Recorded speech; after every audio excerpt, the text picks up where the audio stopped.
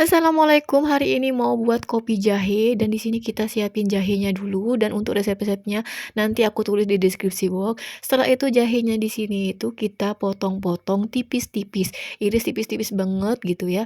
Dan kita siapin ini biji kopi. Di sini tuh biji kopi yang terbaik dan terbagus. Setelah itu kita cuci bersih, baru deh kita siapin bahan-bahan yang sudah ada. Dan juga jangan lupa untuk gulanya juga kita siapin supaya nanti bisa tinggal cemplang-cemplung.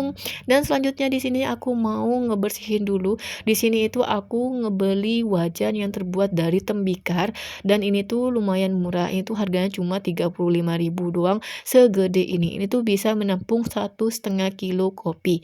Jadi di sini bisa sekalian tuh ya kalau mau buat kopi yang lebih banyak. Selanjutnya di sini kita masukkan jahenya, tapi sebenarnya ini jahe itu bisa kita langsung masukin bersama-sama dengan biji kopi gitu ya. Jadi nggak dua kali, tapi nggak apa-apa. Di sini aku mau cuma sedikit agak angetin doang.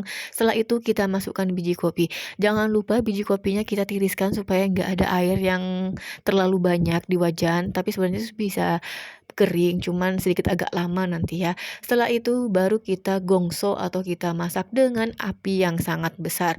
Jadi di sini api yang besar di sini untuk menghilangkan airnya dulu, baru setelah itu bisa untuk mematangkan kopi. 15 menit pertama seperti ini hasilnya. Jadi teman-teman bisa lihat ya, kopinya itu masih sedikit agak basah tapi sudah lumayan kering. Seperti biasa tetap api besar kita masak hingga matang. Ini kurang lebih kisaran hampir 2 jam ya.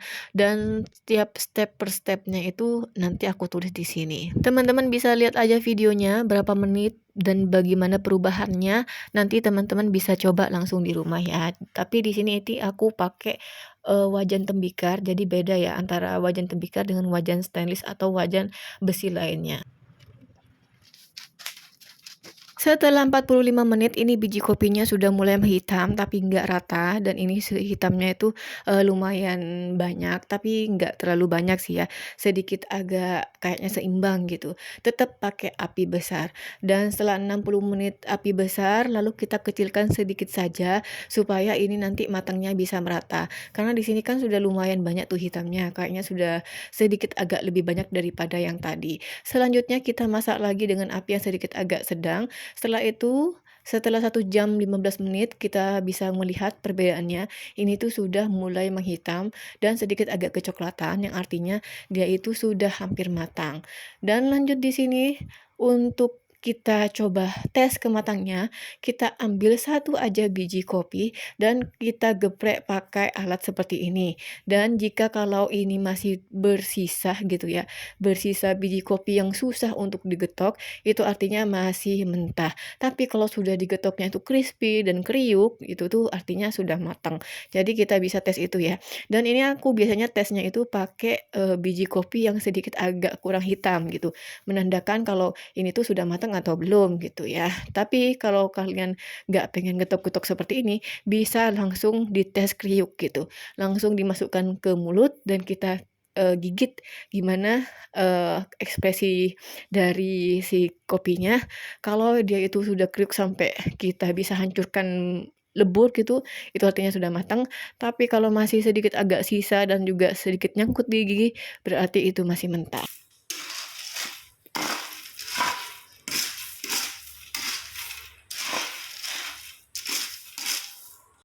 Ini 1 jam 25 menit sudah mulai sedikit agak rata warnanya, takut terlalu gosong. Setelah 1 jam 30 menit kita masukkan gula pasirnya. Ini tuh sudah sedikit mulai agak rata gitu ya.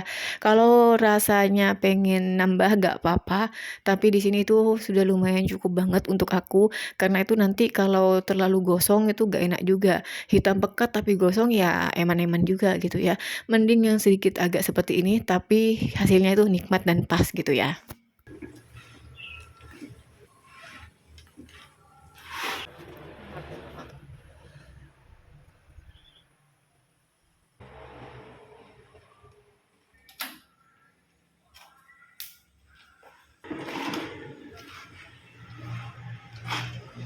Ini 20 menit kita masak dengan api sedang. Hasilnya hitam pekat walaupun tambahkan sedikit agak merah. Gak apa-apa daripada kosong yang merah ini. Matang-matang bumbunya. Dan ini dia hasil akhirnya. Di sini tuh alhamdulillah pekat banget hitamnya dan sedikit ada agak yang merah-merah gitu, nggak masalah. Setelah itu kita pindahkan ke wajan yang berbahan besi atau stainless gitu ya, supaya gampang nanti di blender di pasar gitu atau di apa sih namanya, selip gitu. Dan di sini bekasnya ini kita masukkan air lalu kita masak sedikit aja sampai hitam-hitamnya ini tuh luntur gitu. Dan ini akan menghasilkan sari-sari pati kopi. Dan ini pun juga bisa diminum atau dinikmati. Dan ini tuh pekat banget dan itu aromanya enak banget. Jahe dan kopinya itu pas gitu ya. Setelah lumayan sudah agak anget, baru deh kita bawa ke pasar dan kita selip biji kopinya dan tarah jadi deh. Ini tuh bisa disimpan dan juga bisa dinikmati kapan saja. 1 kilo itu sudah hampir 1 toples seperti ini ya. Oke, sekian aja video dari aku. Semoga bermanfaat dan siapapun teman-teman yang sudah coba silakan komen di kolom komentar dan semoga berhasil. Wassalamualaikum warahmatullahi wabarakatuh.